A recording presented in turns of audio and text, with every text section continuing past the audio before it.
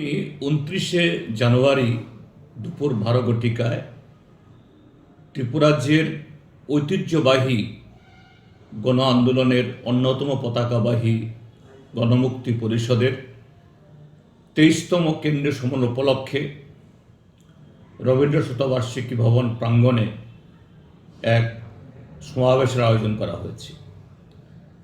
এই সমাবেশে আমাদের রাজ্যের সমস্ত অংশের গণতন্ত্র প্রিয়, শান্তিপ্রিয়, উন্নয়নকামী এবং যারা সমস্ত ভাষার, সংস্কৃতি এবং ধর্মের যে স্বাধীনতা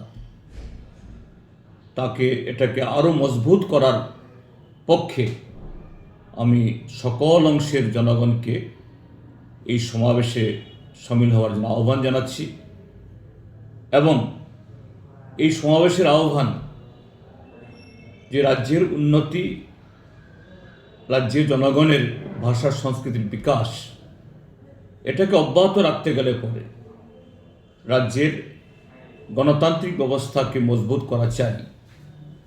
আজকে এই গণতান্ত্রিক ব্যবস্থা বা তার অঙ্গন আজকে আক্রান্ত, রক্তাক্ত।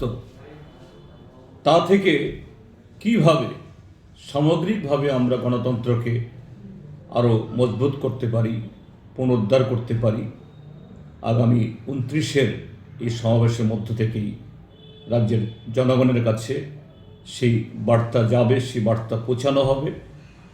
এই আন্দোলনে সমস্ত অংশ মানুষের অংশগ্রহণ আমি আন্তরিকভাবে তার জন্য আহ্বান জানাচ্ছি।